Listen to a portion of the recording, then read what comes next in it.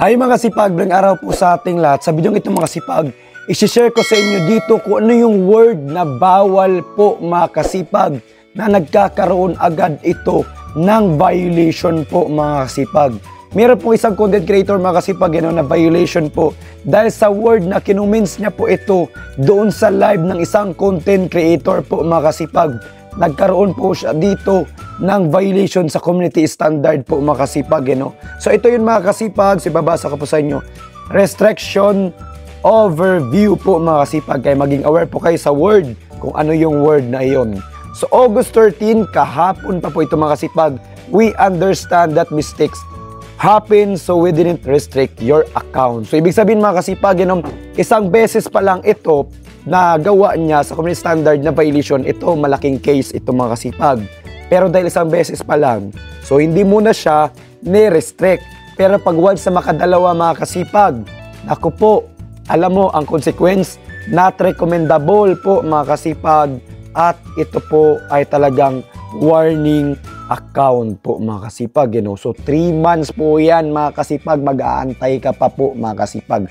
Pag once na makalabag ka pa ng isang violation, lalo na dito sa community standard po ni Facebook. So dito mga kasipag, why did your account get a warning? Some of your content in the last year did not follow our community standard. So ibig sabihin mga kasipag, community standard na policy na to kay mismo kay Facebook po mga kasipag. Ito po yung isang content creator na si Ma'am Dance Philip. Shoutout po sa inyo Ma'am Dance Philip. So si Ma'am Dance Philip po mga kasipag, isang content creator na napaka-jolly, nakapa-supportive mga kasipag, napaka-creative, grabe, napaka-giver, grabe, wala akong masabi sa isang tao na ito. Isa ito sa tumulong sa akin kung paano ako umangat ngayon. Shoutout po kay Ma'am Dance Philip. Suportahan niyo po si Ma'am Dance Philip kung gusto niyo po matulungan din po kayo mga kasipag. Yan, you share this on Dance Philip profile. Then, ang comments niya mga kasipag, ito, na mongoloid na si baby. Yan mga kasipag, yung word na mongoloid po mga kasipag. Naku po, iwasan nyo po talaga iyan mga kasipag. Na-detect ito ni Facebook. So, inisip ni Facebook dito, ito po ay hate speech, galit ka, or ikaw ay nang-bully o nang-harass po mga kasipag. Ayaw po ni Facebook ng ganyan po mga kasipag. Ito po ay na-detect agad. Alam nyo naman yung mongoloid po mga kasipag. Nationwide po yan, international word. Alam ng mga tao yung mongoloid na word na iyan. Yan. Dance Philip. Yan. You shared in this profile na mongoloid na si yan. Nakita si Ninong Doc. Yan. Marcel de la Cruz. Ito mga kasipag. Ito meron daw live. Then nag-comments po siya ng mongoloid doon. Sa kulitan doon sa kanyang kasamahan ng mga content creator. Dahil napaka-supportive, napaka-jolly nila. Talagang napaka-friendly nila, talagang publish, talagang engaging nila. Yun nga lang, nagkamali ng word na ina-comments mga kasipag, mongoloid. Bawal po iyan ni Facebook. Baka isipin ni Facebook, hate and speech, mga kasipag, or ikaw po ay nambuli ng harass po mga kasipag sa kapwa content creator.